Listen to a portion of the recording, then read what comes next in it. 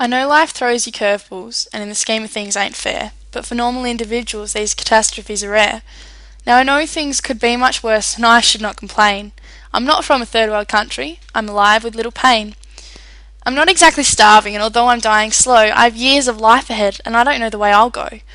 But I'd like to share my story, because it might help some others out, help them find perspective and reassure their doubt.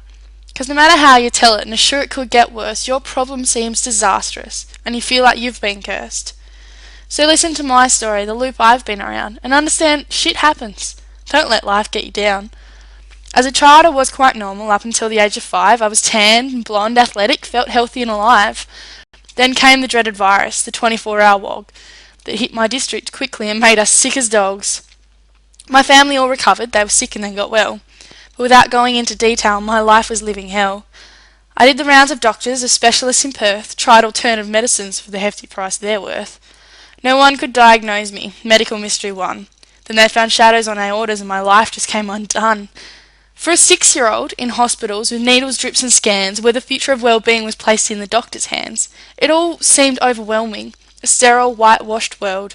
For a child used to open spaces, a simple country girl. I missed my first day of school. Another Christmas was in pain. So then that sparked the round of tests and needles once again. Then finally diagnosis, case of bad UC. Again we'll skip the details, but in short more pain for me.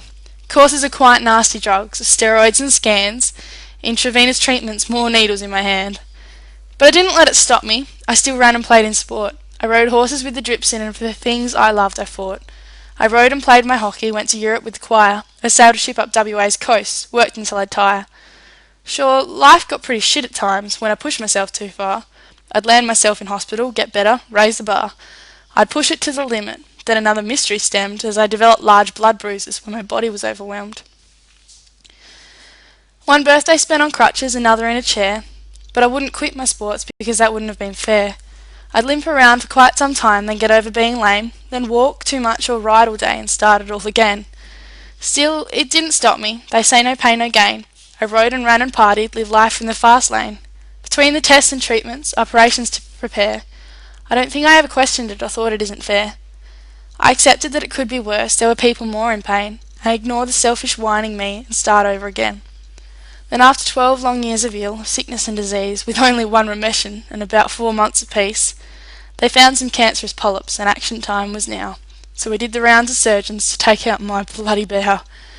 We agreed on laparoscopic, prepped and knew the worst. I'd have a temporary bag for sure, then the op would be reversed. It was a thing they called a J-pouch that would be with me as I grew, where they created a fake colon, which could always fail, I knew.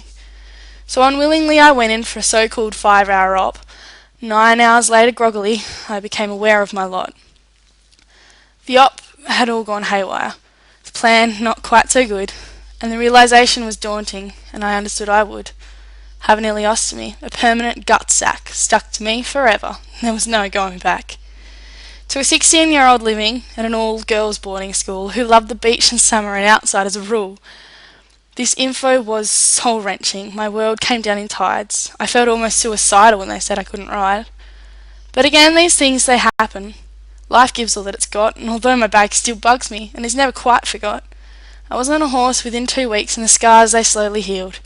I accepted I was different, but didn't mean my fate was sealed. I finished school and lived my dream as a ringer in the north, where I worked all day in stinking heat, rode motorbikes, so forth, chased around scrub cattle and rode for 12 hours straight, and I loved every minute of it, learned lots and found good mates. The bag was sometimes horrible.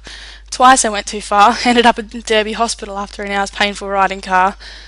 Then I moved to New South Wales, where currently I study, and although I'm not normal, at times things are still bloody. I have my mates and animals, my family way back home, and I suppose the bag has helped me for how mature I've grown. Being sick for quite that long and going through all that has taught me not to waste your turn and to live no matter what. I'm 19 and healthy, or as close as I'll ever be. I have worked on stations, farms, and seen things I dreamt I'd see. I've driven across the Nullarbor from Dumbleyung to Broome, and I still love open spaces and I still love having room. I have a passion for my country, for my land and my horse, that have helped me through the bad times and drive along my course. Trouble gives perspective about what really counts, and I know my rural background I couldn't do without. Living in a country town has truly helped me cope, and if nothing else, those tiny towns are full of love and hope. No one ever pitied me, which I am truly thankful for, but they helped me through the darker times and all that pain I bore. I have dreams and hopes and visions, insecurities and fears, but ultimately I know I'm lucky to be here.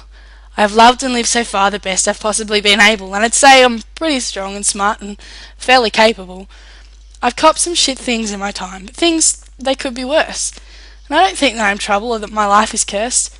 Really I'm lucky to have the opportunities and drive to have overcome some hurdles and to still be here, alive.